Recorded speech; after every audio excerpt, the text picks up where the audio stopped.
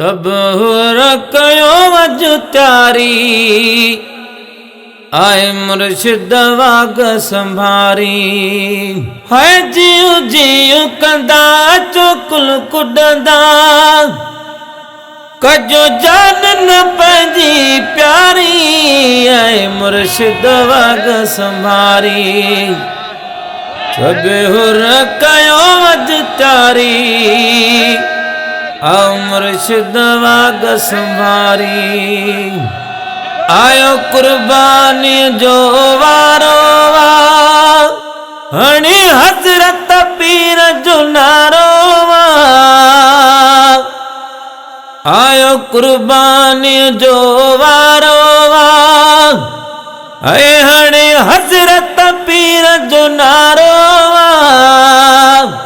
पोवतल मिलो या कफल मिलो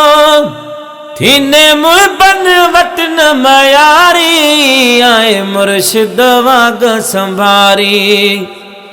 अब हो रखयो वज तारी आए मुर्शिद वाग संभारी ओ जियो जियो कंदा चोकुल कुडंदा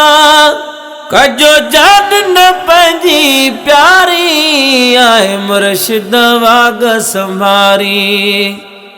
सब हो रखयो वज त्यारी आए मुर्शिद वाग संभारी कई सालन खां पो सड थियो वा हिते हर हिकु वची गॾु थियो ओ अचो पाण हलूं सभु साण हलूं अचो पाण हलूं सभु साण हलूं ओ हले जानी जमायत सारी आए मुर्शिद वाग संभारी है सब रखयो वज त्यारी आहे मुर्शिद वाग संभारी ओ जे वतन जे लाइ कुर्बानियूं ॾिनियूं लख जान बयान जानू ॾिनियूं आज वतन जे लाइ कुर्बानियूं ॾिनियूं ओ लख जान बयान जानू ॾिनियूं एड़ बरसा दग दिल बरसा ओ कंदो जेको सोचंदो ज़ारी आहे मुर्शिद वाग संभारी सब रखयो वज त्यारी आहे मुर्शिद वाग संभारी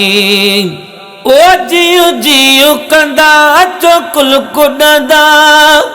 कजो जान न पंजी प्यारी आहे मुर्शिद वाग संभारी है सब रखयो वज त्यारी आहे सोने वाग संभारी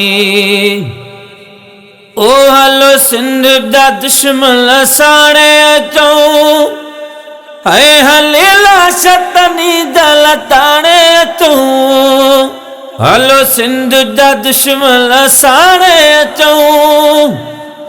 हलीला शतनी दल ताणे अचो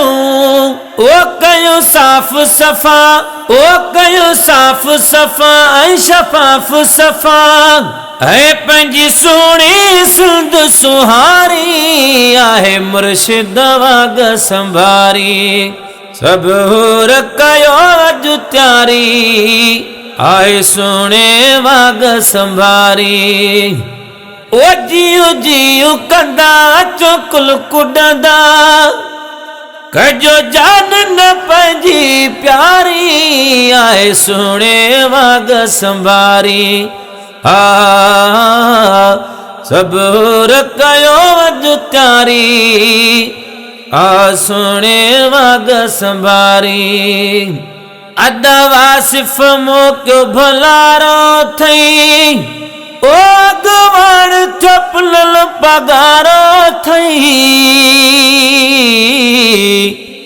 12 अदा वासिफ मोक्यो भलारो थई